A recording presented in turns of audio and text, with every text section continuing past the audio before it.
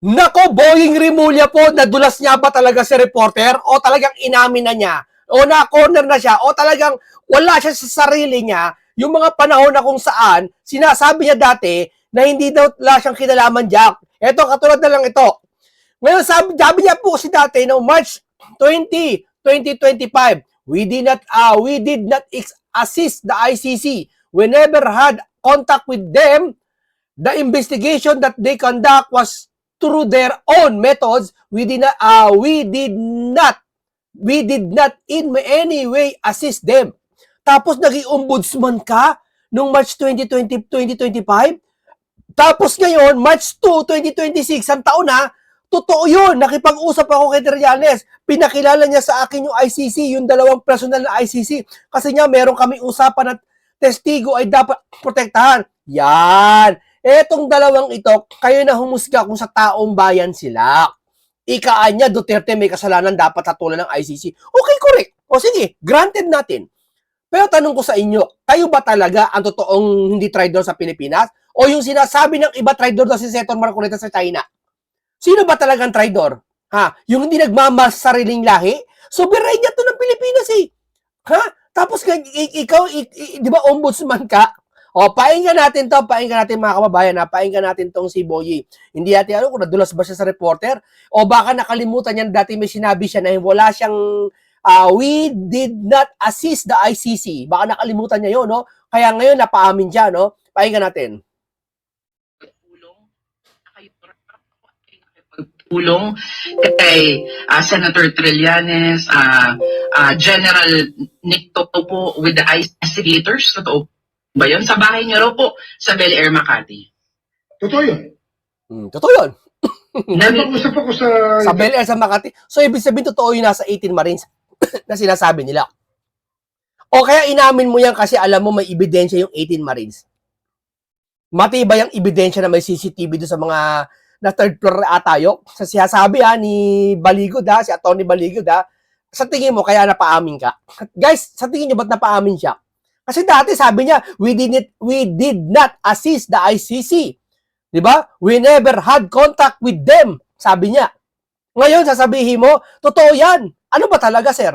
Sige, sa bagay, granted kami, pasalamat kami sa'yo, umamin ka ngayon. Pero, ibig sabihin, kaya pag-amin mo ba totoo yung 18 Marines na sinasabi ng nakasama ka doon, na nakipagpulong sa ICC, sa bahay mo, sa opisina mo doon o sa bahay mo? Totoo ba yun, Ter? Trillanes, pinakilala niya sa akin yung ICC, yung ibang dalawang personal na ICC. Kasi nga, meron kami usapan na ang testigo dapat protektahan. O, ang testigo dapat protektahan. Nino? Testigo na ICC. Testigo na ICC, yun yung labang kay Duterte, di ba? Yung sa EGK. Since we're in the DOJ. Anong kinalaman na kailangan mong kausapin pa na para proteksyonan lang yung ICC? Para sabihin sa'yo, protektahan mo? But sino ba ang ICC para manduan yun? Di ba nasa jurisdiction ng Pilipinas yung mga testigo? So, dapat nasa protective natin yun. Hindi nasa ICC. Ibig ko palang sabihin, pinagkatiwala nyo rin pala ang mga testigo dun sa ICC na protektahan? Kasi sa pamamagitan ng pag-usap mo? Anong koneksyon? Kung ako reporter, babarahin ko to Sir, anong koneksyon? Bakit? Sa pamamagitan ba ng pakikipag-usap sa ICC na mabibigyan ng proteksyon yung taong titistigo kay Duterte? Ganun ba yun, sir? Yung ba logic nun? Parang hindi ako naniniwala, sir. Para bang pinapaikot mo lang yung nagsasalita, sir? Kung ako, hindi lulusot yung ganyan. Kailangan gawin namin yun. Pilipino kasi mga testigong to. Sir, when was this po? Last, hindi ko na maalala. No, hindi mo alala, pero tingin sa baba. Oh, based sa psychological, alam mo yun. Pag tingin sa baba, ay, Diyos ko po, sir. Ang taong di nakaalala, tumitingin sa taas. Hindi sa baba. Maybe less than a year ago. Parang gano'n, no? Less than a year. Opo. At sinasabi, sir, dapat hindi nyo daw po ito ginawa kasi kayo daw po ay Justice Secretary noon. Tama. Tapos, hindi, okay lang yung gawin mo Okay lang gawin mo, tumutulong ka, sige, concern ka sa mga testigo. No? Kaso, sir, nakapagbitaw ka dati, kung alam mo na wala siyang, hindi walang jurisdiction, pati amo niya na si Marcos.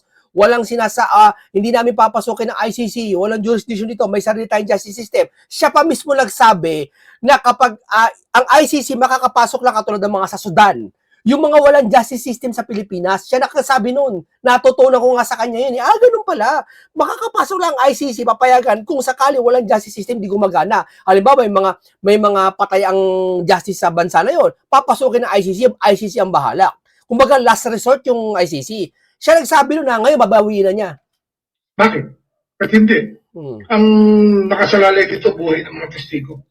Kailangan protektahan natin ang tao. Hindi, ano po protektahan mo? Bakit? Kailangan pa ba kausapin ng ICC para protektahan yung mga taong testigo? Ganun ba yun, sir? Ang tinatanong sa'yo, ba't mo kinausap yung ICC? Di ba ano ka, hindi ka di pa siya ombudsman noon. Ano ba tawag doon? Ano ba, nakalimutan ko na. Hindi ka pa ombudsman noon. DOJ ka pa, Department of Justice ka pa, di ba? Hindi ka pa noon. Kumbaga, bakit, ang tanong sa'yo, ba't mo kinakausap? Hindi naman tinatanong sa'yo kung bakit mo yung mga testigo kailangan protektahan. Ang sabi sa'yo, ba't mo kinausap? Hindi yung sasabihin mo para protektahan yung mga testigo. Ang layo. Ibig mo palang sabihin, yung taong mga aping ngayon, para protektahan, kakausap ko muna ng tao. Hanggat kaya natin. Kasi sir, ang sinabi daw po is hindi na daw po makikipag-ugnayan ang Pilipinas sa ICC. Hindi daw. Ikaw nagsabi nun. Siya nagsabi, ma'am, hindi mo dapat pirank, ma'am, reporter, dapat pinaprankan niyo po yung tao para po yung mga tao makakarinig, hindi mailigaw. Oo. Ako reporter, paprangkain ko yan. Kasi yun totoo Ba't ko tatago? Kasi pag sinabi ko, sabi daw ng iba, parang lumalabas, iba pa ang sinungaling. Siya nagsabi nun Siya nagsabi nun. May video siya na kung saan sinabi niya na hindi pa papasukin ng ICC. Tagal na yun. Nagbago na lahat Nagbago na lahat. Matagal na yun. Nagbago na lahat Ibig sabihin, nagbago yung batas? Hindi nagbabago ang batas, sir. Nagbago yung isip mo, sir? Yung ba yun, ibig mo sabihin? Ang hirap pala niya. Kaya pala bendalo. Sabi, okay lang, kahit magbago ka ng isip, okay lang. Dati ayaw mo ng ICC, ngayon gusto mo na. Yung ba ibig mo sabihin? Ano naman natin? Pero sir, kung yun po totoo, baka isipin po ng iba, totoo din po yung iba pong bahagi. Hindi totoo yun. Tinanggi na. Hindi totoo yun. Hindi ko alam Pero ibig nyo sabihin, nag-usap lang kayo ng masinsinan. Ito ICC, ito mga testigo, poprotektahan namin protektahan nyo. Ganun ba? Maniwala kami sa inyo na hindi kayo nag-usap ng kung ano-ano. Yung mga sinasabi nga doon, sinasabi ko, ang gagawin namin dito, sasabihin namin kay Baligon na mag-produce siya ng 18 iba't ibang affidavit. Para alam natin kung ano talaga ang personal knowledge ng bawat isang tao. Para malinaw kung ano talaga yun. Kasi parang ano yun Bakit, sir? Kapag ba hindi nakapag-produce ng World War at nag-iisa-isang affidavit, kasi 18 na affidavit, sir, hindi nyo na paniniwalaan? Para ka bang si Pinky? Nakita lang sa paningin niya, yung kredibilidad ng tao, hindi na siya paniniwala? Ganun ba ang batayan ngayon, sir? Ibig ko palang sabihin, sir, pag may nagnakaw sa harap-harapan mo, ninakawan ka, tapos may taong kinakausap mo, gusto mong paniwalain na magnanakaw yon, sapat na sa'yo, sabihin mo sa kanya, hindi magnanakaw, bumabase ka sa itsura, sa paningin, sir? Yung ba ang batayan ngayon ng pagiging investigador? Sa paningin ka bumabate? Hindi totoo. Di ba kay Piggy ay walang credibility, hindi daw, yung mga sinasabi ng 18 wala daw. Ganon din yung mga bangag vloggers, di ba? Hindi totoo yan. Paano siya nakakasiguro dito? Tinanong ko paano ka hindi nakakasiguro dito? Hindi siya makasagot Di ba? Hindi naman siya forensic. Hindi naman siya investigador. Hindi naman siya FBI. Paano, sir? Hindi ang batayan ngayon, sir, at bunganga, sir, Pinagtagpi na kwento ng bawat isa. Ginawang isang affidavit. Hindi dapat gano'n ng isang affidavit. Ang affidavit, you swear to the truth. The whole truth and nothing but the truth. Nothing but the truth. Basta pag narinig yung chut, akala gusto ng mga Pilipino yon. But nothing but the truth. Sus naman, sir. Kuha ko kayo, sir. Kuha ko kayo. Di ba? Hindi porket ganyan. Sumisimpatya ka lang kasi yung tunog-tunog na kala mo magaling. And of your own personal knowledge. Yan ang challenge natin. Alam mo ba kayo? Tinawag ni Ombudsman Jesus Crispin Remulla na canard o isang malisyoso at walang basihan na paratang ang pahayag ng mga sundalong nagsumite ng salaysay sa Office of the Ombudsman na nag-aapusang hinatira ng mali-malitang pera mula kay dating Congressman Zaldico ang ilang opisyal ng gobyerno. Sinabi yan ni Remulla sa kanyang programa sa radyo, itinanggiri ng Ombudsman na nakipagpulong siya kasama ang International Criminal Court. Tamok, Dati, 2005, hindi siya, wala siyang alam. Ngayon, inamin niya, before to pinarinig ko sa inyo, nakasama niya si Trineling. Ngayon, ito, inamin na naman niya ngayon. Ano ba talaga? Hindi niya inamin niya yun, hindi siya nakipagpulong. Ano ba talaga, sir? Di ba panloloko sa Pilipino yung ginagawa nyo? Investigator sa kanyang bahay sa Bel Air, Makati. Hindi raw ito nangyari. Ang Hindi daw nangyari. Kaamin mo lang kanina. gusto ngayon ni Remulla, tumestigo sa Senado ang Ito yung kampiyan nyo. Kayo, kampiyan nyo to. Itong taong ito. Kampiyan nyo. Yan. Hayag-hayagan sa inyo. Hindi ko inedit yan, ha. Ayan, ha. Bago sabihin, in-splice video ka yan. Ayan yung kabuuan. labing 8 sundalo. Kasama sa isinumiting affidavit ang We did, sabi niya dati, ng 2005, 2005, we did not assist the ICC. We never had contact with them. Tapos kayong araw, March 2, sinabi niya, nakipagpulong siya. Tapos yung balita na yan, yung isang araw lang yan, hindi daw totoo yun. Ano ba talaga? kikipagtulungan umano ng pamahalaan sa ICC investigators para imbestigahan ang extrajudicial killings noong giyera kontra droga. Itinanggi ng ICC ang paratang na ito. We cooperate with all red. Siyempre naman, tinanggi. Diyos ko po, umamin na nga yung ano eh. Ito ha. Tamo ha. Umamin si Boying, nakipag-contact siya. Pag ang ICC tinanong mo, hindi umamin, sino-sinungaling sa kanilang dalawa. Lalabas, sinungaling yung ICC. Bakit? Si Boying eh. Umamin na ngayon eh. Lalabas, sinungaling yung ICC, tama? Of people or institution including Ibig sabihin, pag sinungaling, lumabas, totoo siya, sabi ni Boying, sinong ICC yon? Nakipagpulong ka. Sino? 2 personnel ng ICC. Sabi, totoo yun, nakipag-usap ako kay Trillanes. Ano pa? Pinakilala niya sa akin yung ICC. Yung 2 na personnel ng ICC. Sino yung 2 na yon? Tapos itatanggi ng ICC, hindi totoo yun? Sino sinungaling po sa inyo? Ay, naniniwala ako kay Boying. Kapwa ko lahi yan eh. Kahit ganyan yan, kalahi ko yan. Naniniwala ako dyan. Kaysa sa mga ICC, hindi natin kalahi. Ano ngayon? Sino ngayon nagbebenta ngayon sa kalahi natin Pilipino? Yung kapwa natin Pilipino? state actors. But we are very independent. I think that ICC has been provided with the resources necessary for our action and we rely exclusive on those resources. Sa gitna nito, sabi ng Iglesia ni Cristo, patuloy silang naghihintay kung Ginagawa ang Iglesia ni Cristo? Matatalino ang Iglesia ni Cristo? Nagmamasid sila. Yan ang totoong nagmamasid kasi religious sila pero napagmamasdan nila kung ano yung mga mali. Yeah? paano tutugunan ng gobyerno ang anilay malawak na katiwalian. Ngayong lumabas nila ang mga dating sundalo na umaming naghatid ng mga mali. Corner ng ICC dito. Ang mapapasama dito sa sinabi ni Boying, ICC. Inamin niya eh. Totoo yan, nakipag-usap ako kay Trillanes at sa 2 personal na ICC. So, yung ICC tinatanggi. Sino? Lumalabas 2 sinungaling ng ICC. Therefore, pag sinungaling yung ICC, ibig sabihin, paano kapag kakatiwala sa paglilitis Tatay Digong, yan sa paglilitis nyo kay Tatay Digong, malinis. Na hindi totoo na pasinungaling yung 18 Maris na sinasabi na bayaran sila. Paano kami maniniwala ngayon? Bakit tila wala pa umanong malinaw na hakbang para palawakin at tapusin ang investigasyon? Dagdag ng INC, anong ebidensya ang hinihintay upang seryosohing tuntunin ang anong ebidensya, Pinky? Anong ebidensya? Hindi yung sa paningin mo lang. mastermind sa katiwalian? Sabi naman ni Senate President Pro Tempore at Blue Ribbon Committee Chairman Ping Lacson, hindi nagbabago ang kanyang posisyon na dapat ebidensya ang maging basihan. Ano nga ang ebidensya? Di ka nga kumikilos. Nantiting matanda to. Anong ebidensya pinagsasabi mo? Di ka nga kumikilos sa committee mo. Diba? Mga kababayan, ano sinasabi mong ebidensya? Bakit, sir? Ang ebidensya ba nakukuha lang sa pag-produce? Sir, kailangan may produce muna yung 18 Maris ito ebidensya o sa pamamagitan din ng investigasyon. Sir, mamili ka. Sa pamamagitan din ng investigasyon. Hindi lang ng alin. Nang magpo-produce ka kasi may investigasyon. Alam ba, ganito, may magana ako, nakamerahan ko.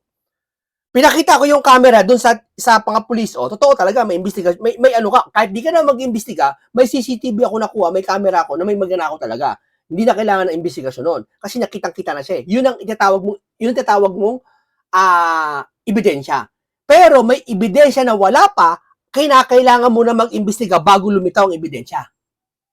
May ganon. Hindi lahat ng pagkakataon kailangan muna ebidensya bago investigasyon. Hindi ka nga nag-iimbestiga eh. Niyaya mo nga ipatawag eh. Hindi nagbabago doon yung stand niya. Aba, matindi to. Nakakatakot to.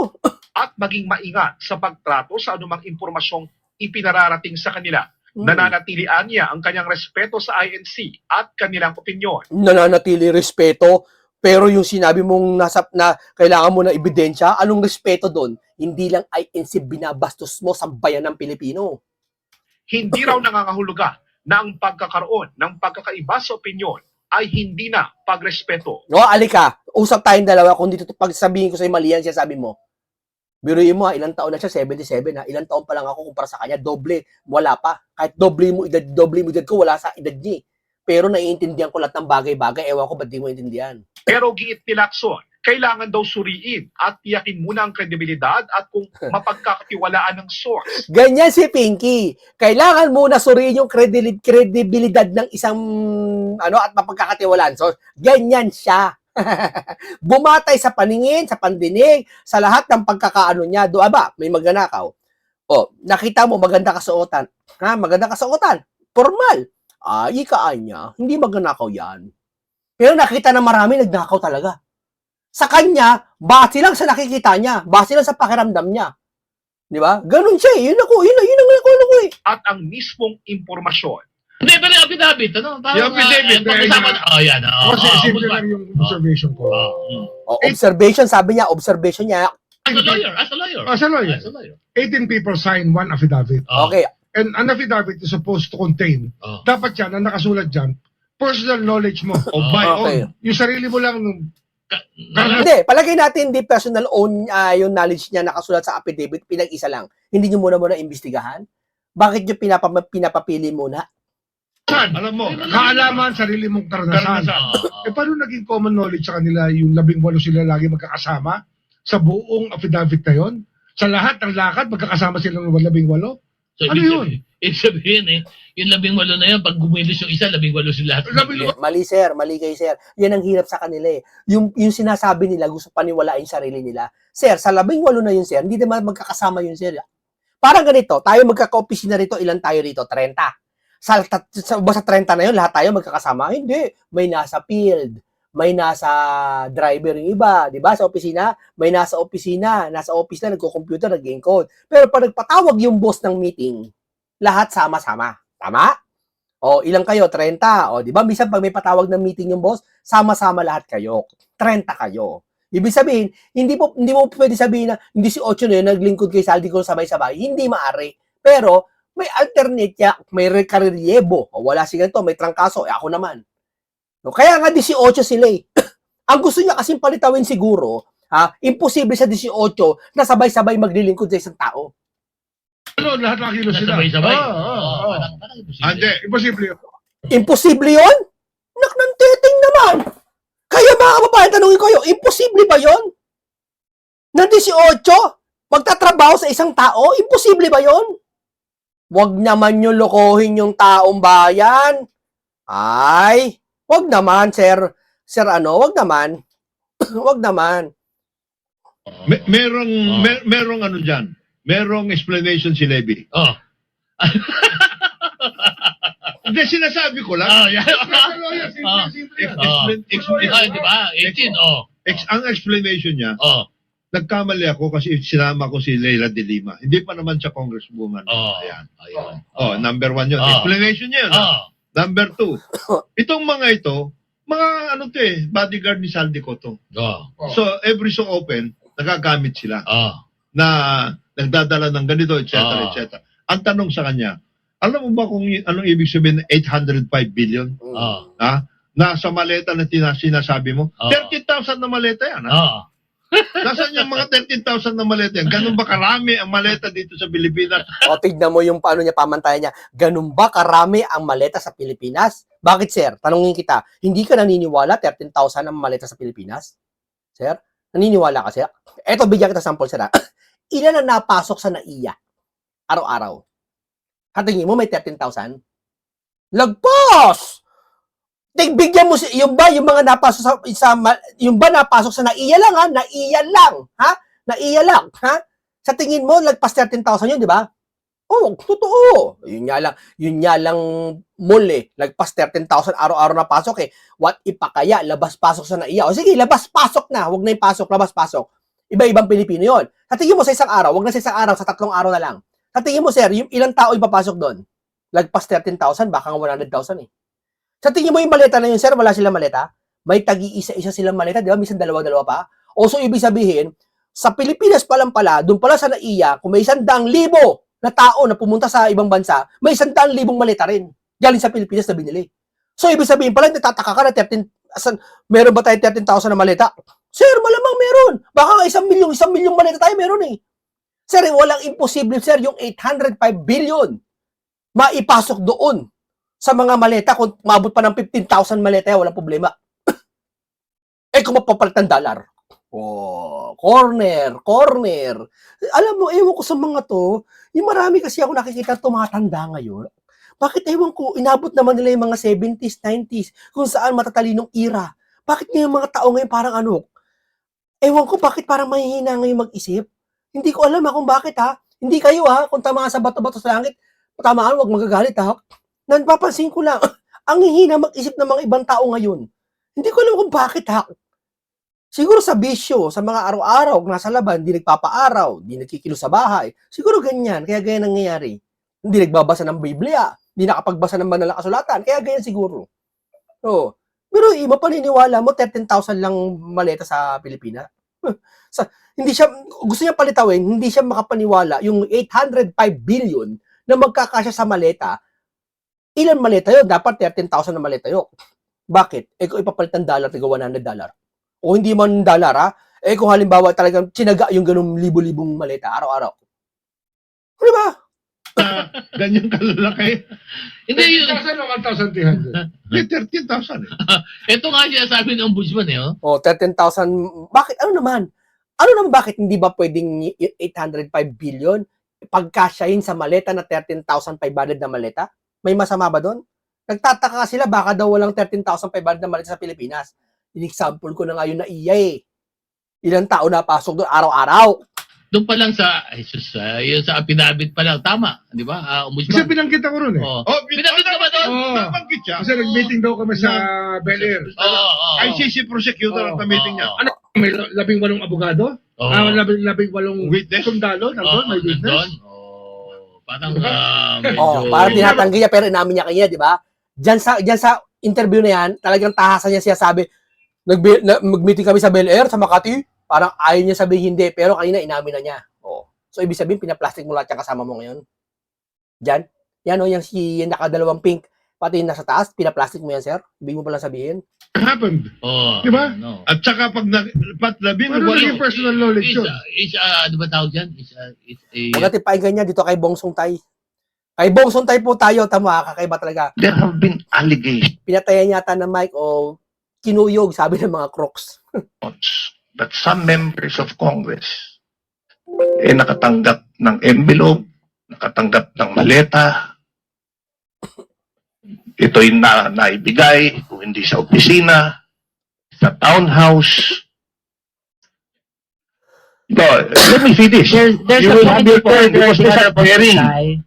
This is not an allusion to prejudge the veracity of the allegation. Honorable Suntay, there is a point of order. This is also a And point that of is order. the highest hierarchy. Alam mo, babanggitin yung maleta, ayaw nila. Sabi nila, hindi daw siguro topic din yon. Ano ba naman yak? Talagang alam mo, ni pabanggit, ayaw. Ni paimbestiga, ayaw. Ni kurot lang sa maleta, ayaw. Sabi nga nila, pag walang tinatago, harapin mo. Di ba paboritong linya niya nila Junel? Ako nga, hinarap ko yung kaso ko eh. Di ba? Si Bato, harapin mo kung wala kang kasalanan. Bakit ito babanggit lang parang ayaw nyo? Among all the motions. The relevancy of this speech. No, Sufficiency informed. Madam Chair, Namumula si ano, this is pulang-pula siya, Sir, ano ko ba naman siya? Dapat ko talagang pair kayo. Paano mo? Paimbestigahan mo. Ang ganda ng sinabi ni Bong Suntay mo. Barado sila lahat. very relevant because we are Honorable Santay, please wait until he finishes with his point of order. The Honorable Terry Ridon is recognized. Kindly use a microphone which is okay.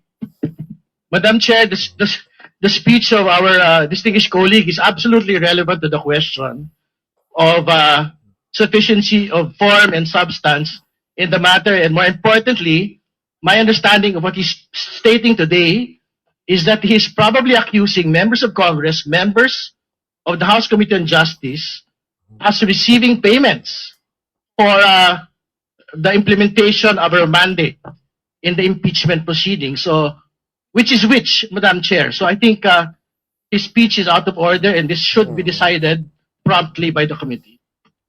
Okay, we heard the basis of the point of order of the Honorable Terry Ridon.